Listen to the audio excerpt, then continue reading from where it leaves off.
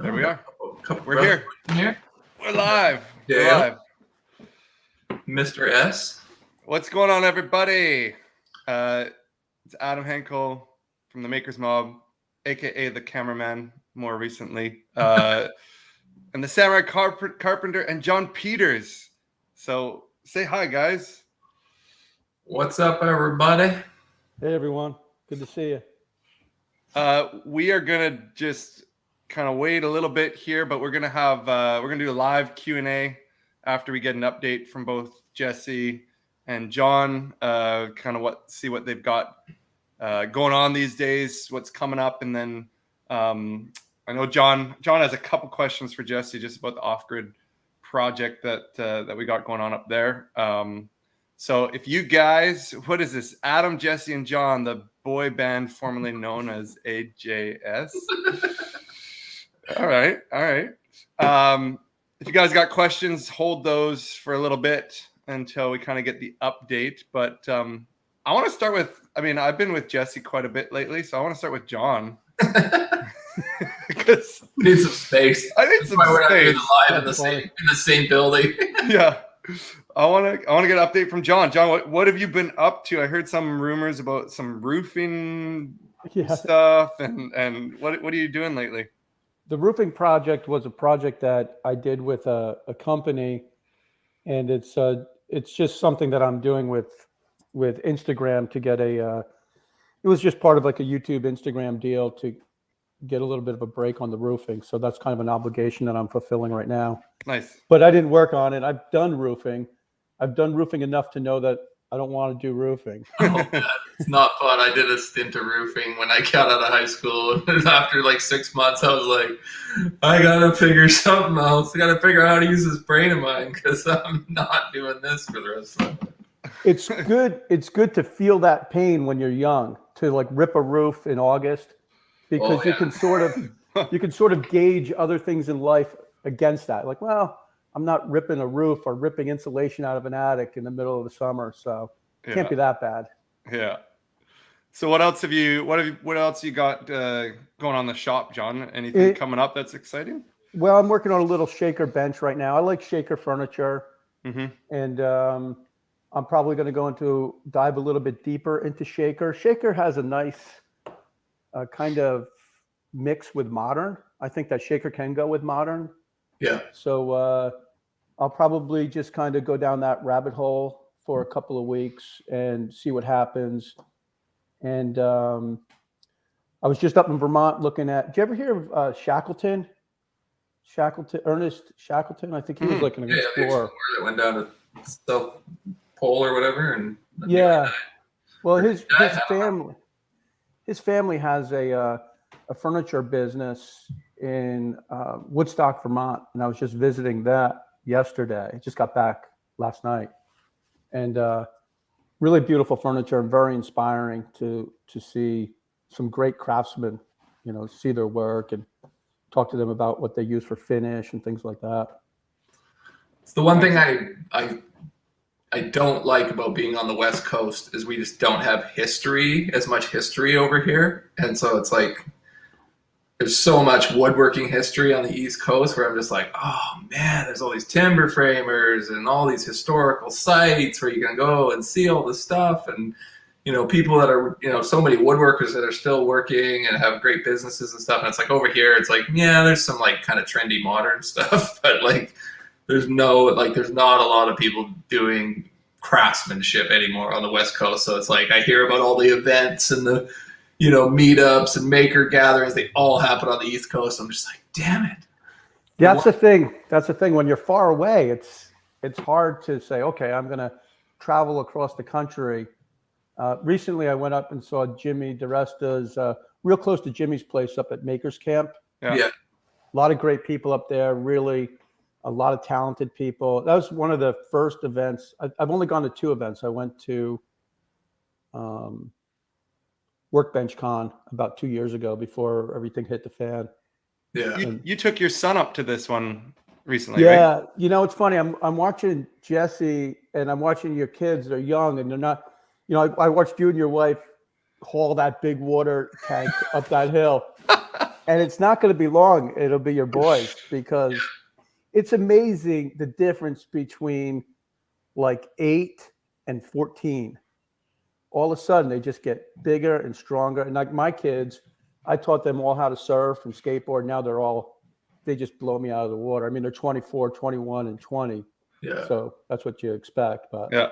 We've got 10 boys between the three of us. Jesse's got 4, right? You've got 3. I got 3, and I have a girl. There's hope You have in a the girl. world, guys. There's hope. That's right. Yeah. Got to be careful. Yeah. So Jesse, what's I mean, I know what's going on with you, but give an update on what you're up to lately for people who are watching. Well, I just put a coat of Odie's oil on my little folding tabletop, which is honestly the most beautiful piece of wood I've ever handled. I got this quilted burl maple slab off Facebook Marketplace several years ago. This guy that was going to make some tables out of it ended up moving. He's like, I can't take it with me. So he offloaded. I got it for $300. It's like a 10-foot long, 2-inch thick, Wow. 28-inch wide, like gorgeous burl with quilting. It's just absolutely phenomenal. So I cut a section off of that to make my little folding table that it's going to go in the little shed up at the property there. And then I'm going to start on making just like a little folding leg that'll kind of come out. So it's going to be on a piano hinge kind of against the wall, and then it'll fold up, and it's all like live edge with like the quilted bark and everything. Like it just looks so beautiful.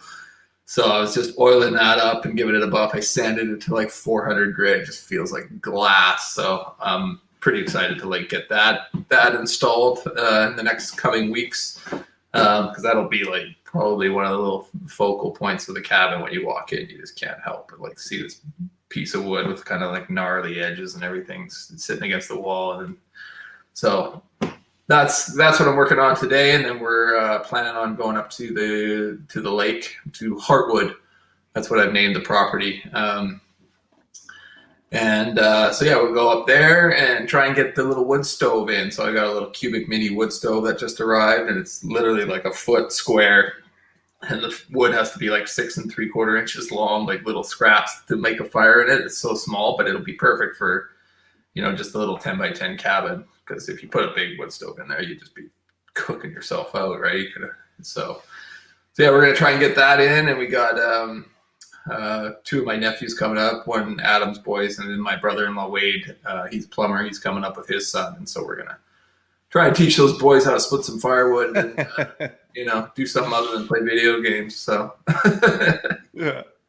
I was watching you make a fire yesterday. Well, last night I was watching the video of installing the windows, and you were saying the best way to make a fire is with those little pieces of wood, which is true. But if you want to cheat, you could use a door flame log. oh yeah. Yeah. And if you want to be cheap, like I am, you can use a half a door flame log. Yeah, that's right. It's amazing. We had some tree work. I had a lot of property. I had 110 acres up in Vermont. I sold most of it along with the house, and I kept 20 acres, and I'm going to do something hopefully in about 2 years. But we had a bunch of tree work done, and I had a lot of limbs and everything, just how to get rid of everything. And so we had a couple of big fires, and it's amazing just how much material you can turn into nothing with a good fire. Oh yeah, it's insane. Watching that solid turn into a gas, it took like 3 days to burn up that stump that we were up there, and we were like piling wood on it like over and over again, because it was like this big around, trying to burn through that log. But finally we made it all to dust, and now we got a bit of a spot there that we're going to clear, and I'm going to move the tent platform over beside the little shed there, so it's closer to the shed and not blocking the view so much from the property. And then we'll kind of take down the whole outdoor kitchen area, because it's the tarp is shot and everything anyways. So try and move that over to a little porch that we're going to build around the shed, and make a little fire pit up on the rock knoll there. So pretty excited to go up there for the next I don't know, probably till like Wednesday next week. I'm just gonna have to see how much I can get done. And I got a timber order that I'm picking up for the front porch, all yellow cedar, And so, yeah, once we have a little porch with some steps to get up into the cabin, it'll really start feeling like a finished space. So looking forward to that, because it's just getting colder and wetter. So that brings me to two questions. One is the cabin built out of yellow cedar? No, most of the frame is the timber frame is old growth fir. Okay. Douglas That's what I fir. thought. And then there's some of the beams are red cedar, the bigger beams. I just had like a bunch of stuff right up that I've been swirling away. So yeah, most of it's Douglas fir, and then some of the beams are red cedar. And then, yeah, like everything else, like all the decking, same as all the boardwalks and everything that'll be like, deck and area that's going to get hit by the rain will all be yellow cedar, because that lasts so much. It's also called cypress. Okay, yeah. It's actually technically cypress, but we call it like Alaskan yellow cedar or yellow cedar here. But it lasts for like 50 years, like old growth, good stuff. So, you don't need to put a finish on it. It'll still last the same amount whether you finish it or not. It's just an appearance thing. So I'm willing to just let it go gray so that I'm not spending my whole life refinishing wood at the property. I want to actually enjoy it. So I'll let the outside just be the weathered look, and then the inside is where I'll hopefully be able to show off more of the beautiful craftsmanship and wood colors and grains and stuff like that. So, and then I had another question about the insulation. I saw the styrofoam that's going to go in the ceiling. Yeah. I mean, maybe you don't want to talk about it yet, but how's that going to get installed into the ceiling? How does that stay there? So, I put the timber frame rafters are there, and then I put the boards on top, the soffit or whatever, the ceiling. And then on top of that, we put a pressure treated, like 8-inch rim joist all the way around the roof. And then, we put a membrane down. I tore off all the old tar paper because I didn't have it overlap properly and it wasn't keeping the water out. So we ripped that off, and you'll see this in the next video. But we put a proper membrane down and taped all the seams and everything and did like full overlaps. And then we put a 8-inch 2x around the edge. And then I set all the 8-inch styrofoam inside that. Okay. And then we're strapping it over with 1x4s. And then I got 10-inch construction screws that are going to go through that, through the styrofoam into the timber frame rafters underneath to kind of really hold it all down. And then I'll put the fascia around the edges to cap off the pressure, cover the pressure treated, and then the 1x4. Then I'm doing a metal roof on top. So then we actually put another membrane on top of the styrofoam. So there's like multiple layers, and I Sikaflexed all the joints of the styrofoam, big 4x8 sheets of styrofoam. So it's sealed like 3 different times already. To keep the water out, and then we're putting a metal roof on top of it, and I'll have a little vent strip so air can kind of get up in between the 1x4s and vent out any heat and stuff like that. So should be a pretty bomb-proof roof. And then similar solution on the walls, but we'll just be putting 3-inch rigid foam against all the shiplap siding and around the windows, and then I'm going to strap that with 1x4 as well and screw through it into the framing inside, and then we'll just do cedar shake all up the 1x4. So, and then that stuff breathes pretty well because it's got all the little air gaps in between the shingles, so the air will be able to travel up and behind and keep it all dry. And so having the rigid foam eliminates your need for a vapor barrier, because it is a vapor barrier in itself. We'll just Sikaflex all the joints and tape them with tuck tape, and it'll be like an unbroken layer of insulation. So it's actually a lot more efficient than stick framing. Because in stick framing, you have all the thermal bridging of your studs, right? And the insulation is in between your studs, whereas this will, all the framing is inside the cabin, and then the foam wraps the whole thing around with very minimal thermal bridging. So you get actually a lot better R value that way. And so we're using 3-inch foam, which is R value of 5 per inch. So the walls will be R15, but, better than a standard R15 like you would have in a stick frame. And then the roof is 8 inches thick, but it's R4 because it's a different type of styrofoam. So it's like R32 on the roof. So for a little 10x10 cabin, it's going to be plenty cozy. Yeah, sure. I won't have to go through a lot of wood stoking that little fireplace. It'll hopefully stoke it at night, and it should still be warm in the morning. So it'd be fun to test that out and see how long it takes for the cabin to cool off. I'm sure it's gonna hold the heat pretty well. Yeah. Just Once to we have touch, glass in the windows, of course. yes, of course. To touch on the cabin, the size of the cabin. I mean, people are always asking, and in the video that's coming out today, it's going to get launched as soon as we're done here. You talk about it a bit, but 10 by 10, why is it a 10 by 10? You've answered this 10 times, but there's always so our building code here, which I think is similar in North America, is you don't need a permit for anything 10 by 10 or smaller. And so I was like, I don't think I'm actually gonna even bother with permits.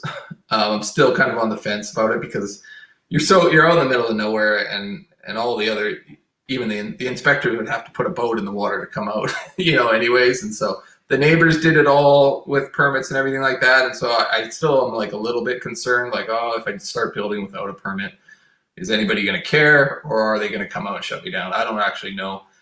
So I just wanted to start off by like building a little shed cabin and not have any hassle, about having to jump through all the hoops in the permitting process. Because in Canada, it's really bad. Like, we're a much more socialist country, or America's catching up pretty quick, but not to get political. But anyways, it's like, so there's a lot of hoops that you got to jump through, and so many, things. And if you want to do anything that hasn't been done before, it's like, oh God, you got to hire architects and engineers and say that it's okay, just because it's like they look at a mortise and tenon joint and they go, oh my God, what is that? And it's like we can't pass that. You got to get an engineer and structural engineers and geotechs. Man, it's just like, God help me. Like, can I just build a shed? And so that's what I got you. That's why I'm doing that. And then we'll see how that, if anybody shows up. It's basically always based off a complaint basis. So how are your neighbors? Yeah, the neighbors are great. That's the problem. But then there's all sorts of other people on the lake that are driving by in boats all the time. You never know if any of them are pissed off and they're going to report you, right? So that's the main thing. Is like, I think as long as I kind of keep it small scale and I'm not, building some big monstrosity out there, which I'm not planning on doing, then I shouldn't hopefully raise any red flags with people, and I can just actually enjoy myself and build the way I want and the way I know is going to be structurally sound, and not have to do all the bureaucratic BS of going through the permitting process. So we'll see. I'm a bit of a maverick, and I might just see if I can get away with it. And if so, I think that would make my journey a lot more enjoyable. But if somebody, blows a horn on me, then I'm going to be in a shitload of trouble and have to go through all the hoops and fix shit. So. Hey, it'll make for good content. It'll make for good content. That's the great thing. I mean, it's the whole proof of concept. It's funny because I have 20 acres. We were just up there looking at the property. Wednesday we were looking at the property, and my son Walter, who was at Makers Camp with me, he's going to school for film, and he also likes to work and build things. So there's two things we may do. Is I might buy a prefab and then just finish the inside, because I don't want to do the roofing and the siding and all that. I just want to do like the built-ins and the trim, and build the kitchen, things like that. But we might just go and build a small cabin as a proof of concept to see if okay, is there going to be enough interest in this? Can we get some sponsors on board to sort of offset it? And so I like the idea of kind of testing the water first, like what you're doing with the 10 by 10. Yeah. Makes a lot of sense. Will that lake freeze over? No, it doesn't freeze. So thankfully we're on Vancouver Island, which is like Canada's Hawaii. But not to say it doesn't get cold. It definitely gets cold, but we don't have the crazy winters that people expect from Canadian people over on the West Coast here. So yeah, and the lake is actually, there's so much water coming into that lake that it's like a moving lake, and so the water actually replaces itself 4 times throughout the year. That's why it's so crystal clear. Like, you can see down 50 feet right to the bottom, and it's just crystal clear. People drink the water right out of the lake because it comes right off the mountains and the snow melt, and there's very little pollution over here. So that's one of the main favorable things about the property is like it doesn't freeze over. Like if it might get a little bit of ice, but nothing that would like prevent you from getting a boat in. Like along the edges, in December and January, February, I'm sure there's like a little skim of ice here and there, but it always gets rained out. We never have snow for more than like a week or two. If we get a dump of snow, it sticks around for maybe a couple of days and then it turns to rain and washes all away.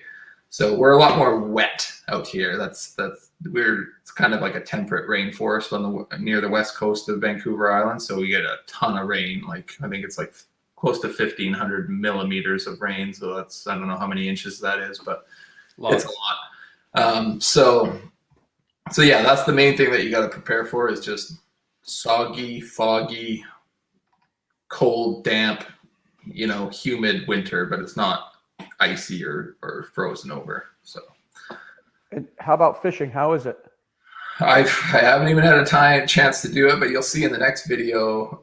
We got some cool clips. There was actually this sea run sockeye come up the inlet from the ocean and in through the river, and they actually go through the lake to get to the river mouths where they spawn. And there was about a half dozen or so sockeye. Actually, I think they were spawning right off the beach, like 10 feet off the shore, and they were just hanging out there. These big, beautiful red salmon.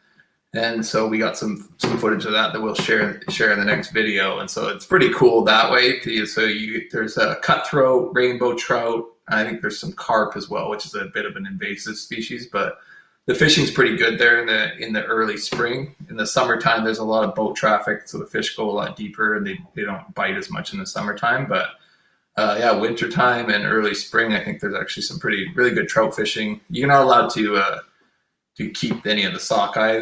They're kind of like protected, but I think you can catch and release them. I'm not sure, but it's a massive lake. So I'm hoping that once I've got a little bit of infrastructure and I can actually sit down and enjoy myself, well, not that I don't enjoy myself when I'm building, but actually just have some recreation and not be on a project all summer. Always.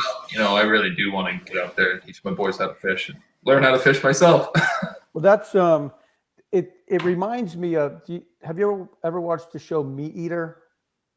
I think I've heard of it, but no. He's a really well-known hunter, Steve Aaron, I think, or Erwin, maybe. Mm-hmm. Anyway, he has a small cabin in Alaska, and it kind of reminds me of like what you have. Yeah. Like just where it's situated near the shore and everything, and just a great place to go to get away. And I'm sure you don't have great Wi-Fi out there. No, I actually get a little bit of cell service because there's a tower kind of on the other side of the lake near the highway. And so in certain spots on the property, I can get like 2 bars and be able to text my wife and even FaceTime a little bit. It's a little shoddy, but I like the fact that there's, there isn't that, you just put your phone in your pocket. You only use it if you absolutely need to. And you just soak in the unfiltered majesty, I call it. It's just like when you're out there and there's only a couple other cabins that you can see across the lake. There's maybe 2 little spots where there's a few other cabins and it's just untouched and beautiful. And so you can't help but just kind of go, and you guys, everybody's seen a lot of the scenery and goes, man, that's amazing. It's even more amazing in person. Like you're just like, you can't help but just stop and go, for like half an hour, you'll just sit there and be like, look at this weather, look at all the, it's so beautiful watching it all just kind of pass you by. So that's like, it's becoming a more and more special place every time I go out there. It's just like, it nourishes my soul. So I'm kind of like, honey, let's get this cabin built and sell our Victoria house and just move out there, like the life that I want. And it's so much better than what's going on in the suburbs right now. So we'll see what happens the next few years. I'm going to jump in here and just prompt whoever has a question for either John or Jesse. You can start throwing those in the chat. If you already put them in there, I'm not going to scroll back through all these comments. So just put in there like who it's for, and then put in your question, and we'll start doing some Q&A here in just a second. John, I wanted to ask you, you seem to be like the projects that you love to build, like sofa tables and entry tables and all these things. Do you have a lot of those around your house? Or are these for clients? The last one was for a client. Okay. The walnut one was for a client. What's the other entry table? Was it like a? Well, I mean, back you've Yeah. done well, the Nakashima table, Yeah, obviously. that was for a client That was too. for client as well. Yeah, it was so funny. He said, he goes, I found this really nice Nakashima table. It's $60,000. Can you make me one? Yeah. And when I told the price that I would charge him, he's like, can you give me a better deal? I was like, what, are you kidding me? Yeah. You know, I was like, forget it. But I'll build it for 50. yeah, exactly. So I don't give people breaks on furniture prices. They're getting enough of a break. Totally. You shouldn't give them a break. No, That's why I don't build furniture for people, because they're grinding me on prices, and I'm just like, you know what? Screw it. I'm just going to build my own furniture. I'll just keep all this stuff. I'm sure I can make some money, but I can't stand all the haggling and back and forth people do. Yeah. I've got some great clients over here. That's really the only, he was kind of kidding me because he's a friend. Yeah. But most of the clients, so I was up at this, we were looking at furniture and, you know, dining tables, $16,000, coffee tables, $7,500. And at those numbers, you can make some money. Mm-hmm. And so when I work with clients, I just say, you know, this is what it is. And this is kind of like a bedroom community of Manhattan. So a lot of people here are working on Wall Street and taking the boat into New York City. So they're used to seeing higher numbers and they'll pay. But I generally only build for people who get it, and who will pay for it. Mm-hmm. And if I want to build it. So that's the beauty of YouTube. And if I can't find a client, then I've got my oldest guy moved out. So now he wants a bunch of furniture. So I could always build him something. Yeah. And I could usually find somebody who wants to be attached to it. And so it's nice. I mean, that's the beauty of YouTube, really. Being able to make something you're proud of and then show it to everybody. That's what you want to do, right? You want to make something you like and then show it to people. Mm-hmm. Jesse, we've got a question here for you. Actually, a couple here. When are you moving the boardwalk? As soon as I possibly can. It seems like every time I go up there, I'm like, I got to focus on the cabin because the weather's only getting worse and colder up there. And so I'm like, I want to get this thing buttoned up and be done with it. But at the same time, like I need some bodies up there to be able to do it. You know, this weekend I don't think would work because there's only 3 of us and 2 young teenage boys or whatever. So, yeah, I'll probably need like 5 or 6 guys. The neighbors said that they would probably be willing to like come over and hoist it over. So we'll see what the water level's like when we go out there. We were thinking we might be able to just jack it up the front. I'm going to pound out the dowels because I've actually like put 12-inch GRK bolts through the deck or the framing of the boardwalk down into the support beam. And then I covered that with handrail posts and Sikaflex them on there. So I'm like, I do not want to try and rip those off and take that apart. So I was thinking that we would just jack up the front of the boardwalk. Like I'd pound out the dowels and leave the posts and leave the beam like attached to the boardwalk and try and just lift that up with some farm jacks. And then skid the whole thing on a couple of like big 6x6s. The neighbors got a whole bunch of timber piles that they said that we could probably use to make some like a little skid deck or something like that. And maybe put it on some casters or just grease them or something like that and just try and shove the thing over. And the neighbors could probably even bring over their little mini excavator and we could maybe attach a strap to it and haul it over kind of a thing. So it'll be a little bit of a thing, or I was thinking we could lower it down onto the front of the skiff if the water level's high enough, because the skiff is like right up at the boardwalk now, and maybe like float it, hold the front end and shove the back end over onto the little concrete wall that I've built. That should be pretty easy. It's just getting that front end because it's hanging out over the water now and the piers are like almost completely underwater, and so I need to be able to lift that up, take the posts off of the current foundations that they're on, cut one of the posts down because they're going to be the same length now and then drill that out, get that whole thing moved over onto the piers, and then skid the boardwalk over and drop it back down onto those moors and tenon joists. So it's going to be a little bit of a logistical challenge, but it'll make for great content. And worst case scenario, we'll have a floating boardwalk and have to try and haul that thing out of the water. I don't know. But I'm probably unscrew most of the decking just to kind of reduce some of the weight, and then 4 or 5 guys and a boat and a couple slings and a mini excavator. We will make it happen. Sounds like fun.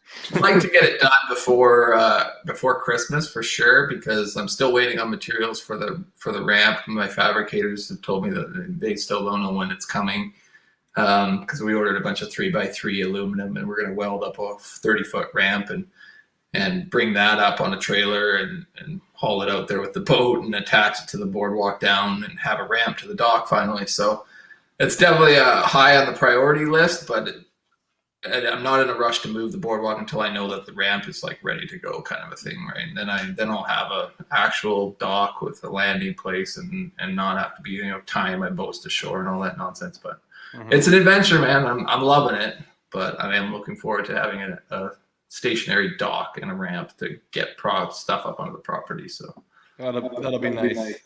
John, what is your favorite wood? Classic question. Are you getting a weird thing with the audio or no? I did for a second. Okay, it's better. All right. Yeah. My favorite wood. Favorite wood to work with. Oh, I always like cherry is nice. Cherry, walnut, sapele. Good choices. That's kind of your 3, isn't it, Jesse? That's probably my top 3 as well. Yeah. I just started using sapele for my rocking chair and a few little other projects, and I love sapele. That stuff's nice, and it's actually pretty affordable here. So I like that. Walnut's not even affordable. I haven't used walnut in years. But yeah, cherry is another go-to. So question for all: getting started in furniture and doing gaming tables in Australia. Any tips for a guy just starting out? John, what do you think? Gaming tables, like what's a gaming table? Like board games, right? Probably board games. Poker table, but it's for like gaming, I think. Well, round, I guess, just a round table. Does that make sense? Yeah. Probably. Sometimes they're round or like oblong or whatever. I think his question is more like as a furniture maker starting out, like. Okay, well, I think a great tool to get if you're going to make some tables is a biscuit joiner. I like biscuit joiners. I mean, a couple of tools you need is a table saw, biscuit joiner. I don't really think or domino. A domino's great if you want to bite the bullet. I just got one about a year ago. I love it. Wow, congratulations. It's amazing. You have to sell your liver. I tell you, there's so many design possibilities though. And I haven't really put it to use that much yet. Yeah, they're pretty versatile. It's nice though. I mean, the idea of making a chair or something is just so much easier with the idea of having a domino. Yeah. Yeah. Jesse, any tips for furniture maker just starting out? I mean, my advice to everybody just starting out is don't go crazy and buy a ton of stuff and put yourself into debt.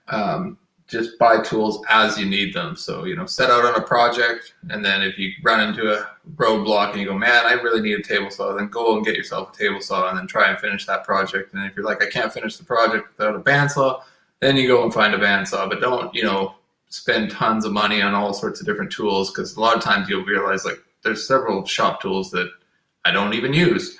Other woodworkers might use them a lot, but I'm like, I have no use for those in my shop because it's just not my style. So when you're just starting out, you don't really know your style. You don't really know your work, progression and how you want to do things or how things work in your space.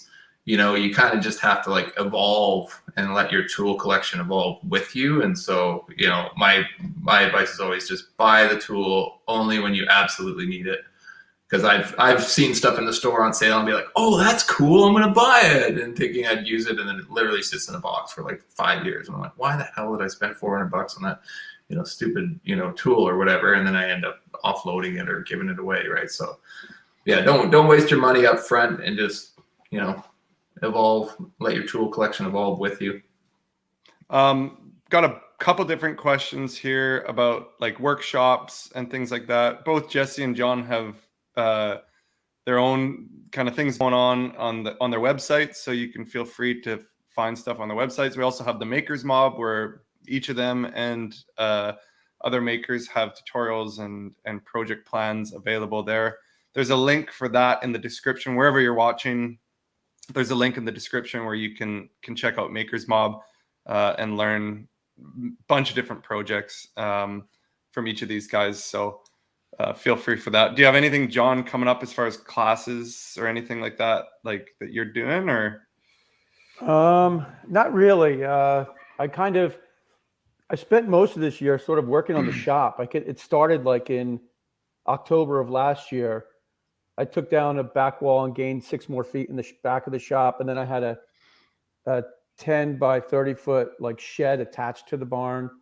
And you were talking about not having to vent the roof. So I used the spray foam insulation there. Anyway, so for the last year, I've been building a few pieces of furniture, but I've really been just trying to make the most out of this small barn, which is it's like 16 by 32 is the size of the barn. Then you have that little area. Then I'm upstairs right now this is like the artist studio office kind of space. But I'm hoping to kind of wrap it all up. I want to build an assembly table, because right now I have a really bad practice of assembling pieces of furniture on my outfeed table. So you're sort of like, you're getting pretty far in a project and then you realize you didn't rip that piece of plywood, and then you got to move it off the table or put it on the side or something. So that's like my next kind of shop project. And then the plan is to really just focus on furniture and only build about 8 to 9, maybe 10 pieces of furniture a year. And because those seem to do pretty well, like on YouTube. The entrance table, for me, it's at like 55 or 56,000 views, and it's kind of steady. And it's just a 38-minute long video. And so that's good for me. I like that. I've built something that I like. What I don't like to do, I don't want to make something for the sake of making something to create content. So I want to have a piece of furniture that has some value 10 or 20 or 30 years down the road. And so that's really going to be the direction of the channel. And that's going to be the direction of the channel until if I do something with my sons and we do this house project. That's kind of interesting, because I mean, Jesse kind of operates the same way. He doesn't really want to do anything just for the sake of creating content. No, I can't stand that. It drives me crazy for some reason. So, I mean, it has to have at least a practical function in my own life or someone else's life, if I'm giving it away or selling it or something like that. Just like, to see something trending and people are like, are you going to do this? Everybody's doing it. And I'm like, I have no use for that, because I don't, I'm not into gaming, or I'm not into this, and it's just like, so, people, to watch all the trends and watch like people get crazy views on stuff that, I could probably simply make, but I'm just like, that's just not me. And so got to try to stay true to myself. That's the one thing that I've learned being on YouTube, is if you don't stay true to yourself, you start to lose your mind really quickly. So yeah, like I'm just like, you got to have your boundaries and stick within them. But buddy over here, Rafael, is asking me about the little Japanese style timber frame house. So yes, I am planning on building my own little home, but it'll be like more of a cottage on the lake property, Heartwood. So, I'm finishing up my little bunky shed cabin that I can stay in. And then I'm going to start on, modeling up and designing a little family cabin there. So it's not going to be super big, because I'm trying to become more of a minimalist in my life after acquiring a lot of stuff and things over the last several years. I've realized that does not bring very much happiness into my life. It just brings a lot of stress and debt. And so I'm trying to now move in a different direction of becoming more minimalistic in my needs and desires in life, because I'm finding 10 times more joy just sitting in front of a fire out in the woods than I am, having all the tools and toys and bells and whistles in my shop, and, having to pay through the nose for all of it kind of stuff. So that, yeah, it was something that I thought when I started out would bring me happiness, to have a shop and to have a really nice house and to have all the things in a truck and blah, blah, blah, and all the toys. And then I got a bunch of them mainly by going into debt, and realized like, this is actually not fun at all. It's just a lot of maintenance and a lot of work, and I'm not even really enjoying what I have. And I'm actually a lot happier with less. So I'm trying to just downsize as much as possible. And you know, if it makes sense for our family to move up to the lake property and live off grid in a few years, then we might actually try that. And we're seriously thinking about it, but we're obviously not rushing into anything right now. And so yeah, you know, I plan on making some furniture and stuff throughout the winter, and you know, practical pieces that I'm going to use up at the property. And I'm actually, once I model up the cabin that I'm going to build, I want to build like a not a life size, but like a scale model, you know, out of like little pieces of wood, and just like have an actual visual, you know, 3D model of the timber frame and be able to like see it, you know, at a small scale. I think that'd be fun to do over the winter time, and then maybe next spring we can start pouring some footings and getting to, you know, slaying some timber and building it. But we'll see. That's probably like the best case scenario. I don't even know if I'll start building next spring or summer, but we'll see. We'll see how things go with finances and whether or not I can afford to buy timber, because I'm buying it all as I go. I'm not going into debt. I'm not taking on any more debt.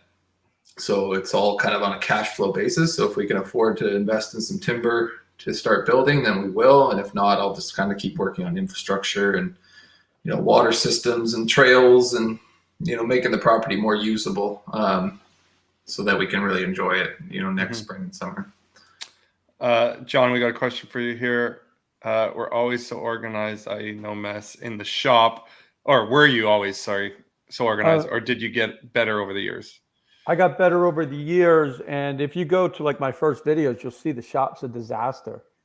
And so most of my income 10 and 12 years ago was coming from original artwork and making frames, picture frames.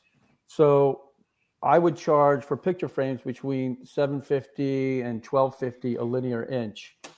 So if you're making a picture frame that's 50 inches square, it's a decent amount of money. And I was doing most of the frames for clients for around here and in New York City, but I was just working all the time, just making frames.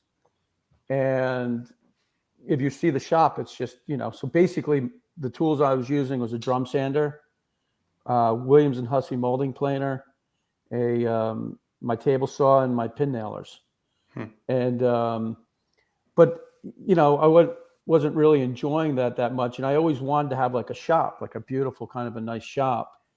And it's taken me 10 years to get the shop to look the way it looks now, because I don't want to go into debt either. I think so I'm 53 years old, and my mindset changed probably around the age that you are now, Jesse. What are you, like 35? 38, just turned 38. So what happens, I think, when you're in your early 30s, you're sort of in maybe 20s, you're in a collecting mode. And then you kind of realize that life isn't as long as you think it's going to be. And you don't want so many things that take up time, and everything you own takes up time and space. And so, yeah, this is like, my shop is a small shop. You see a lot of these YouTubers are getting gigantic shops now, and great, but that's just not who I am. I like to have everything kind of a small, tight little shop, work on one project at a time. And the only way I would expand is if I end up doing something with my sons and they want to do something. And it's only if they want to do it. My feeling is if they say, hey, I want to get into CNC and I want to get into plasma cutting or whatever, I'll be like, okay, if we can do it together somehow and I can help you, great. But that's not what I want to do. Yeah. You know what I mean? You're like, I just don't want to depend on a computer. But if, like, my son Walter's kind of a tech kind of a guy, I could see the use for CNC, but I don't want to learn a CNC. Yeah. So that's kind of a long roundabout question to, have I always been that organized? No, I'm finally getting there, I guess. Yeah. Work in progress here. Yeah. Jesse, it's weird to see you on camera without your ear protection and searching for a pencil. Yeah, let's throw that one in there, Adam. Yeah, more cameraman. Let's see here. Ryan's got a question there. He's saying, should I focus my company on more furniture, or for the sake of making more profit, move more into general carpentry? I would say, like, if you're not established as a furniture maker, you're probably going to have a harder time making a buck building furniture than you would, say, doing renovations or working as a general contractor. So I don't know how you started out, you know, in your career, John, but I started out just as a guy on the goon spoon digging holes on construction sites, and then I, you know, worked into framing and hated framing and form work, and then decided to go into finishing carpentry. So it's like my background is in general, you know, construction. And then, you know, I always had a love for the furniture and finer woodworking. So that's why I've specialized into finishing carpentry, which I've you know, was a good way to make a living when I was doing it. And then, you know, started the whole YouTube thing because I really wanted to build furniture and stuff like that. And that was the only kind of avenue that I saw being able to make a go of that. Just because there's very little market for custom furniture where I live, with all the big box stores and stuff like that. So yeah, I would say, you know, get established doing some renovation work and working as a carpenter in the trades, and then, you know, start to acquire tools and maybe, you know, be able to buy a property that has a barn or a garage that you can convert into a wood shop, and then you kind of slowly transition, you know, and maybe, you know, working as an influencer might be in the cards, because it seems like a lot of people are doing it, and I don't know if the demand is waning. You know, there's obviously only so many people that are interested in watching and learning woodworking online, but there seems to be a lot of people doing it and a lot of people making a living at it. And, you know, when John and I were, you know, starting our channels, there weren't a lot of big name makers out there. But now there's tons of channels. I can't even keep up with all of them, and they all seem to be making a living, and they all seem to be, you know, living their dreams. So don't shelf any of your dreams, but come up with a realistic kind of plan as to how you're going to go about it. And don't think it's going to take you 2 or 3 years. It's going to take 10 years. I agree with that. And I do think it's like the Finnish carpentry kind of built-in thing. And I interviewed my boss. I started in 1985 at a place called the Woodworker. And when I was working with him, we built a lot of custom furniture, working with designers and things like that. And when I went back about 3 years ago, when he retired and sold his building, he said it all changed. Probably in the early 90s, it just all went to built-ins and kitchen cabinets because of all the, you know, very rarely would he make a standalone piece of furniture. It all just went into kitchen cabinets, built-ins. And the funny thing is, I say entertainment centers, but not, when I was working with them, we would make entertainment centers that were like 3 feet deep because of to hold the TVs, you know? Yeah. But yeah, I think that original furniture. So it's hard to get the number to make it. It's hard to get the number to make it worth your while to build a piece of original furniture. Yeah. You know, if you can get that client, that's great. So my clients are kind of coming over from spending a lot of money on artwork, so they know, like, it's a one of a kind. It's not going to be the same price as something that you get from IKEA. Yeah, exactly. John, are you going to be putting that assembly table up, like video up on that? Oh yeah. I thought I was getting teased here. Like, when are you going to do it? Because I've been talking about doing that now for about 6 months. Oh, maybe he is teasing you.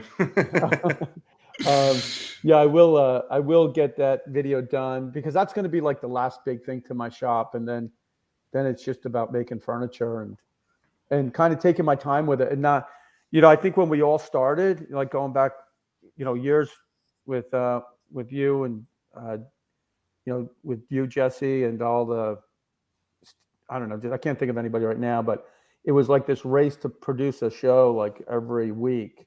Yeah. And now I'm like, whatever, if I can get a project done in 3 weeks, great. If it takes me 5 weeks, great.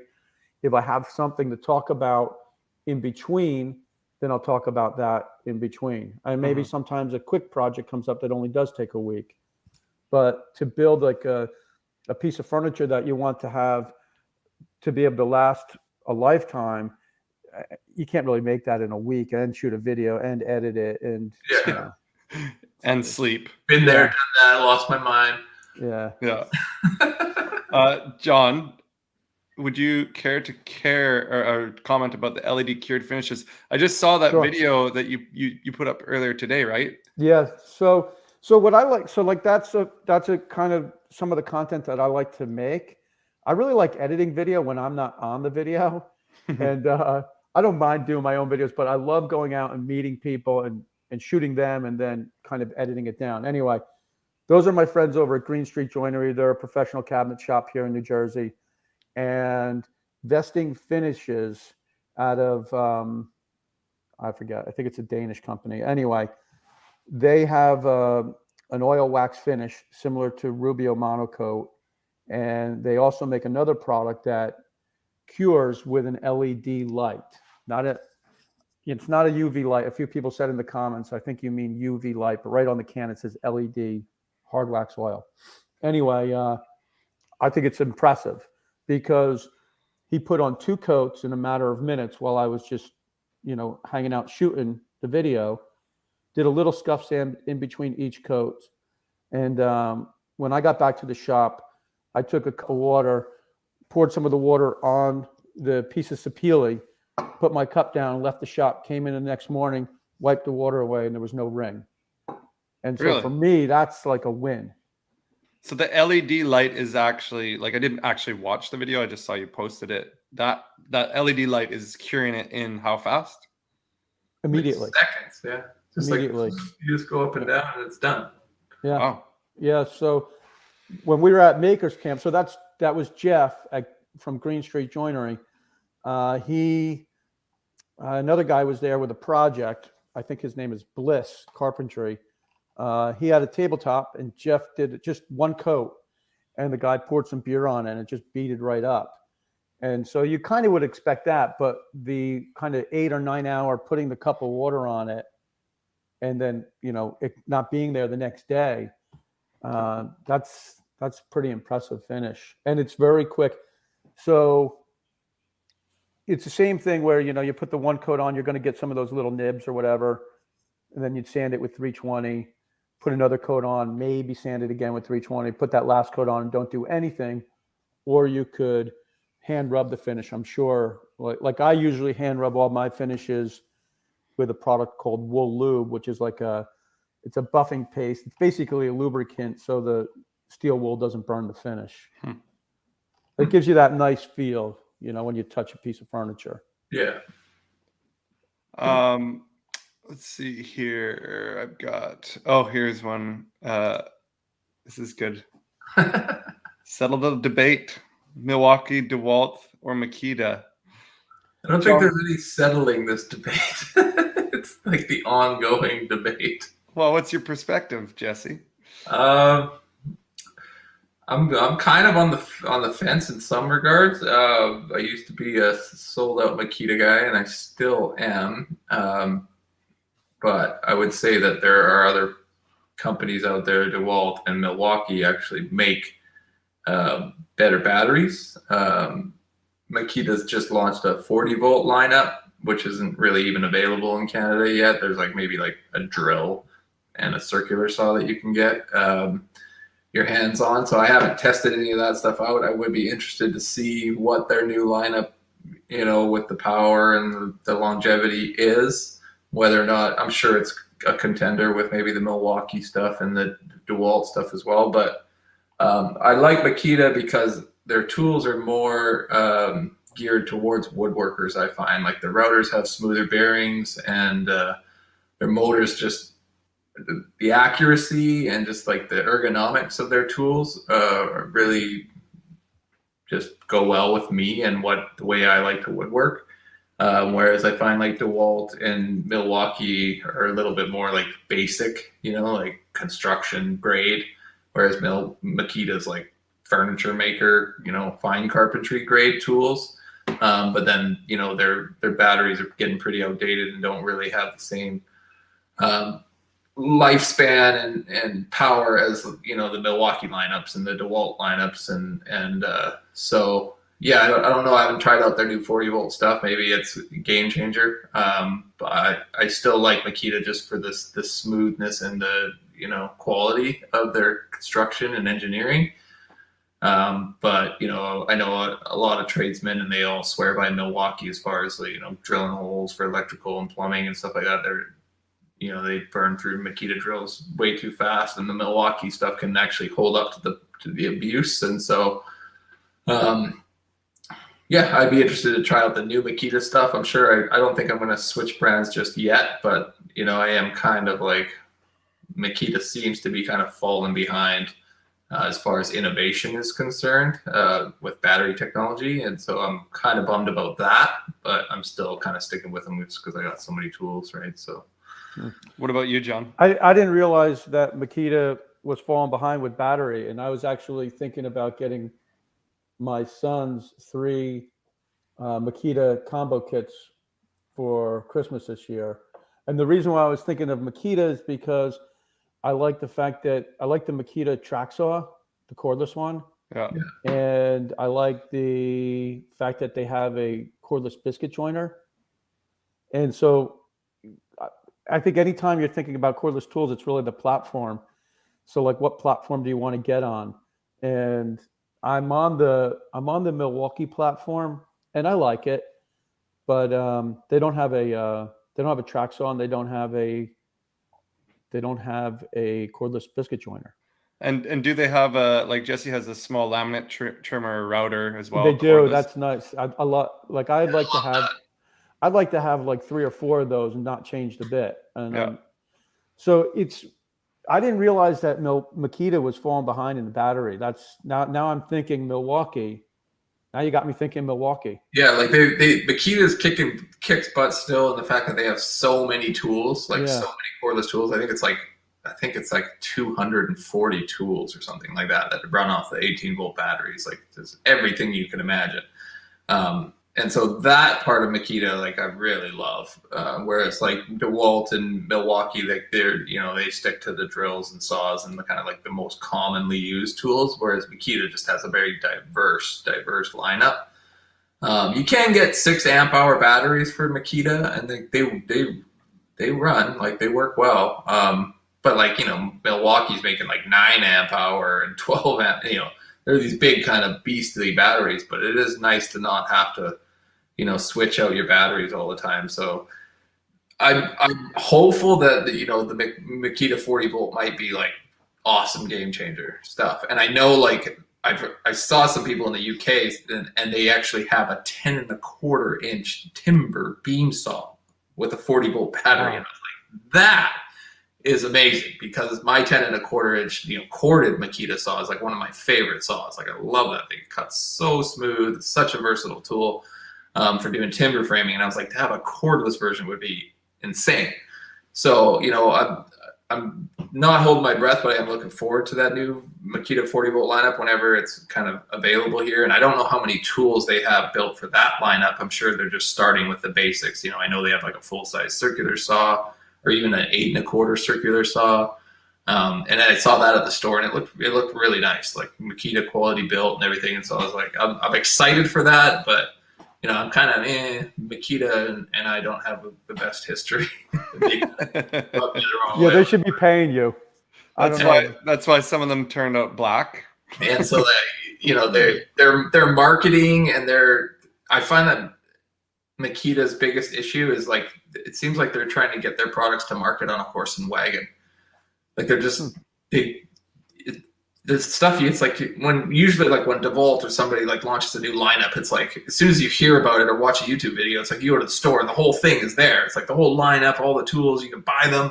It's like Makita, it's like they launch a new lineup and then you're like, oh, that's amazing. And you go to the store and they're like, yeah, we won't be getting that for 2 years. And it's just like, what? Like, where's your production? Where's your like infrastructure to get these products to the market so your consumers can use them? And I've talked with reps and stuff where I live, and maybe it's just where I live, being on Vancouver Island and not being like a super big hub city or something. But it's like getting a hold of these stuff out here is an actual pain, and they got to order it in. I'm just like, man, like why don't you just have product? Like why don't you just stock this stuff? And so I just run into issues just with that, like their customer service, they're getting the products to market, and just kind of falling behind in their batteries. But so we'll see if I'm hoping that the new lineup, more tools start coming in and I can actually start maybe buying some of them or something. But they're probably also really expensive. And so I'm like, crap, I don't have the money to switch to a whole new system and throw away like 15 different batteries. And, I've got like 40 or so cordless Makita tools, right? And I'm just like, I'm not just going to throw them away or sell them on Facebook and have to like invest thousands in a new system. So yeah, I'm kind of on the fence as to where to go right now, because a lot of my batteries they're done, right? I need to either replace them or whatever. So You can't buy a battery. I could never bring myself just to buy a battery. So expensive. I would just buy a tool that comes with 2 batteries. Yeah. Here's a good comment here. Hi, John. Hey, Chuck. This guy's great. Didn't mean Chuck's to put that one great. up. Chuck just built a nice shop. Oh yeah. Yeah. We got, what else we got here? Oh yeah, I wanted to hear for Jesse about your hot tub.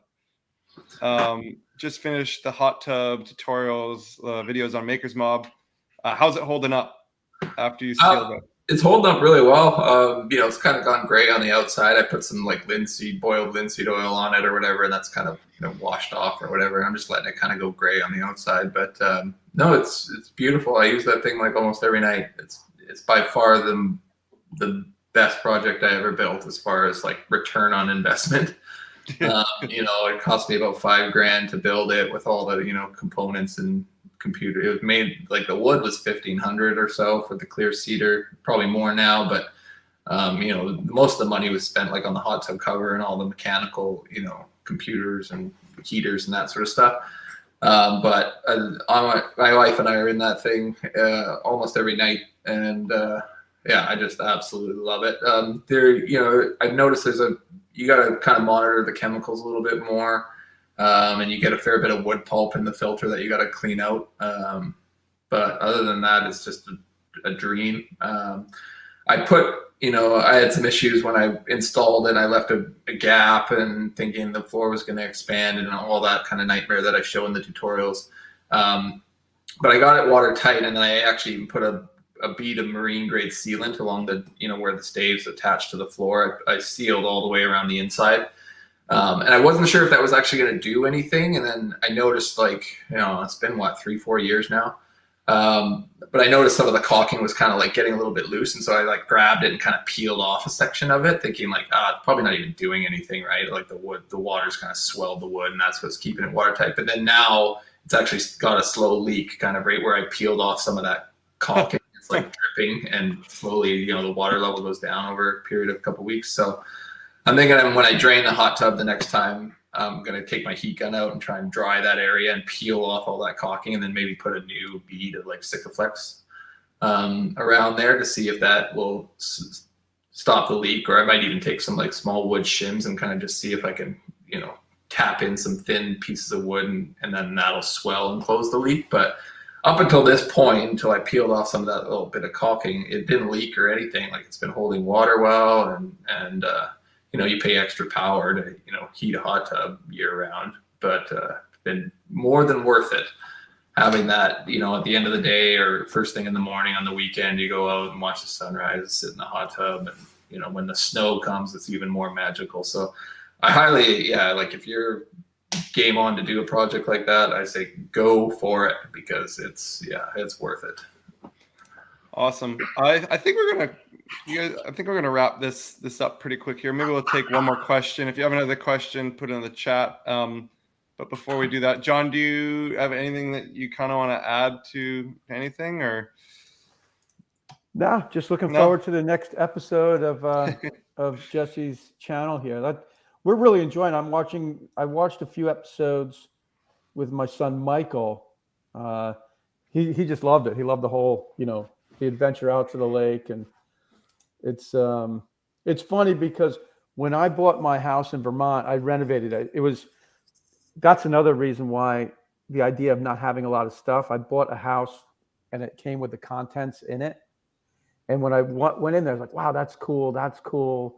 That's a cool thing. And then like 3 weeks later, it's like, I need a dumpster to get rid of all this stuff.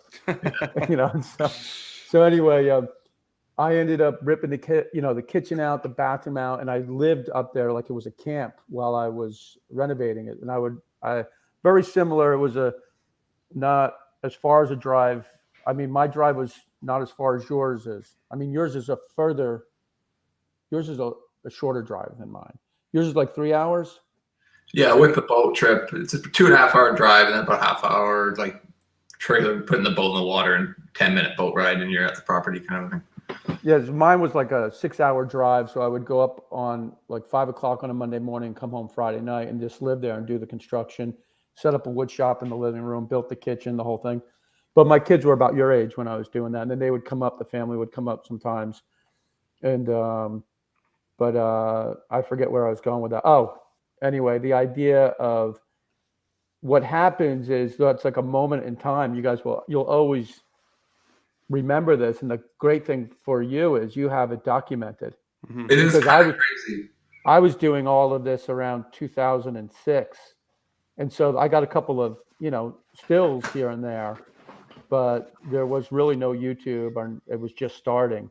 Yeah. And for you to have, and the other cool thing is not only do you have everything documented that you've shared with everybody on YouTube, but I'm sure you've got so much more that doesn't even make it to the final video. Yeah. That 10 years from now, you're going to be like, wow, look at that. Yeah. Because that's what I was looking at. I was looking at you with your boys and your wife, and I was like, wow, that is such a cool experience, because you really do mark your life. I do, at least, with projects. You know what I mean? It's like, 'cause time just flies by, but if you make projects, it's like, oh yeah, you remember where you were when that was happening, and that's like a monumental project you're working on right now. Mm-hmm. Yeah, it's crazy because like when you're a content maker, like we are, a creator, it's like you're so forward focused. Yeah, you're just like, okay, what's the next project? How am I going to get this done? How am I going to manifest this thing into reality? And you're constantly like going, and then it only happens maybe like once a year or once every 2 years. I'm just sitting on my computer and, I'm scrolling through videos or looking at analytics or whatever. And I'm just like, oh man, yeah, like let's watch this video. Or I'll just click on one of my older videos from like way back, and like, I'll just sit there and laugh, or I'll see my kids in the video and I'm like, oh my gosh, like there were these little babies back then, right? And it's just like, it's trippy. It's like watching old home videos, but it's just my YouTube channel. It is that in a way. It's like a catalog of my life. And I kind of view it as like, oh, this is just my woodworking. This is my job. But it's like, no, my family's been on this journey with me. And then all the kids are in the shop and a lot of videos. And you see them running around as little babies. And I'm just like, oh my God, like that seemed like yesterday. But man, that was like years ago. And the kids have grown so much. And so it is kind of cool to have that and to know that, that'll, as long as the internet's around, that'll probably always be there, right? That catalog of the whole journey experience. So no, it is really exciting to see that kind of moving forward. And I'm looking forward to the time when my boys are, like you're saying, have hit puberty and got some hair on their balls and can actually do some stuff, The funny thing is that it's just like, man, I got, 4 sons, 3 of which are able-bodied. And I'm like, man, I'm going to get my money's worth out of those boys. I tell you what, it'll be here before you know it. That's for sure. I mean, Good. They get big before you know it. And, but the great thing is having them help, because all of my kids helped with like projects, whatever we're doing, stacking lumber, moving dirt, whatever. They're all like able to do stuff. So they'll go, like, they're at college, and if they need to build something, like my youngest guy just built his bed. My oldest guy lives on his own now, but he builds things. But they always will say how a lot of the guys that they're around don't know the first thing to do. Don't know how to tackle a project. Yeah. That's the main thing. Don't know how to tackle a project. And I mean, and it can be something just as simple as moving a pile of dirt, because that just, to be able to take 10 yards of dirt and to have a young person to see, like, yeah, if you put your mind to it, that thing can get moved and is gone, and that job got done. It helps them to break down other things in life, I think, Mm-hmm. and be able to like deal with whatever comes along. And I'm hoping that them watching me their entire life growing up, like they'll kind of have like that, just the base knowledge, or at least work well with me. Like, when I started working with my dad, like I was a good worker because I'd grown up watching my dad work. And so I knew how to anticipate and help him, and be an asset, not just be like, hey, twiddling my thumbs, tell me what to do kind of a thing. Like I could see the vision, right? Because I'd watched my dad do so many jobs and so many projects around the house that it was just like, oh, okay, I need to move this, and so it's like I'm really looking forward to seeing that in my boys and hoping that they have some desire to want to learn, because I haven't pushed it on them at all up until this point, and so I am excited to think like, I joke with the boys. I'm like, once I get sick of this, once I'm done building all this stuff, boys, I'm like, I'm hanging up my tools. I'm going to enjoy this for the rest of my life, and I'll still, tinker and stuff. But I was like, you guys are going to take over the channel, and it'll become the Sons of the Samurai channel, right? And then they can, make the videos and build stuff and develop their skills, and it'll just be a continuation of the journey. Who knows if that'll actually happen? But that is kind of like a dream of mine, where I'm just like, man, like I don't, despite my antics on the camera, I don't actually enjoy being front and center, and I just enjoy the process, and so I enjoy sharing it, and I know that it benefits people, and that's why I do it. I really don't enjoy the fame or the celebrity stuff. It's so overrated.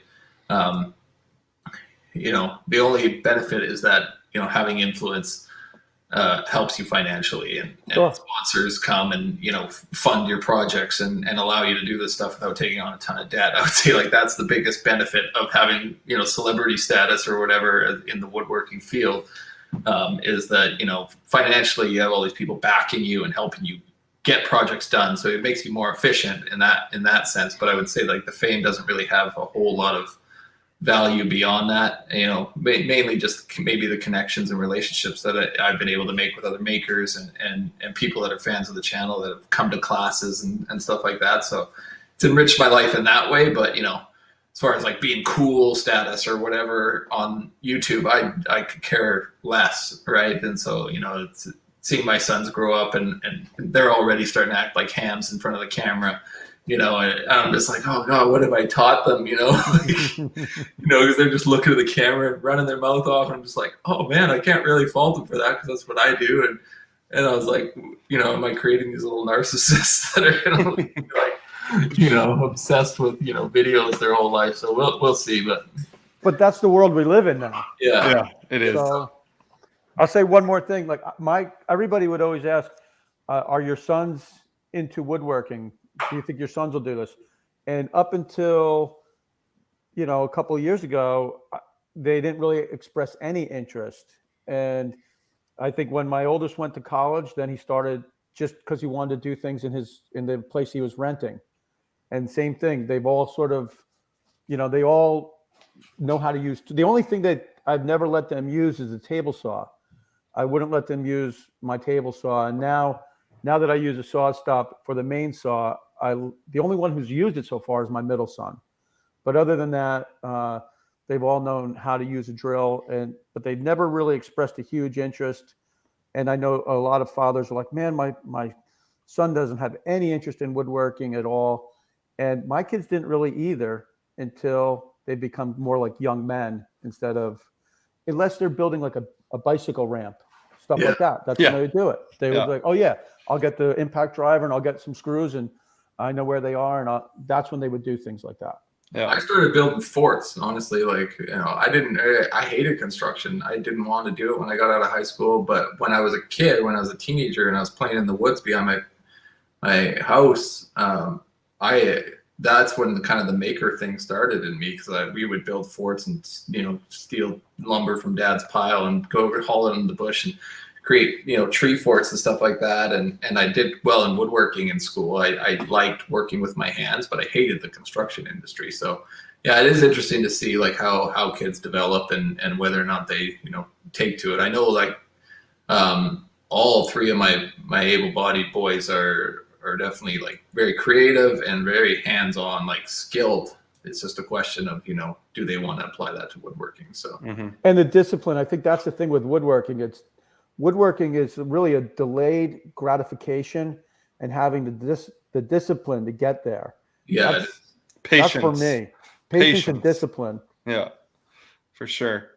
Well, guys, we've been going for almost an hour, 15 minutes. So let's wrap this up. If you guys haven't checked out John Peters' channel, if you're watching on Jesse's, make sure you guys go check it out. He's got a recent project he did was his modern sofa table, which we talked about a little earlier, which is an awesome build. Go check that out. And if you're a Samurai Carpenter fan, I'm gonna release the next video right now. I'm clicking the button. All the guys that want to get in line to be the first comment. Yeah. Do you get that on your videos, John, where someone says first? Sometimes, yeah. It's like there's always somebody that's like first, and it's like, it doesn't bother me. Some people get doesn't annoyed by bother that. me either, but I'm just like, what? Yeah. Wow, congratulations. Yeah. But then you could just pin somebody else's comment and it doesn't matter anymore. Yeah, exactly. So Jesse, your latest video for Samurai Carpenter is now live, so go watch that. Check out John's channel. If you want to learn from either of these guys or the other makers on the Makers Mob, click the link in the description below. Other than that, have a great weekend, everybody. Thanks for tuning in, guys. See you guys. Good to chat, John. Hey, pleasure talking with you. And let's get these borders open and come on out this summer and enjoy the lake with me. Yeah, that sounds Do a little awesome. collab project. That'd be fun. We can make it happen. For sure. We'll figure something out. All right, guys. Next time, everyone. See you guys later. Be good, guys. See ya. See ya.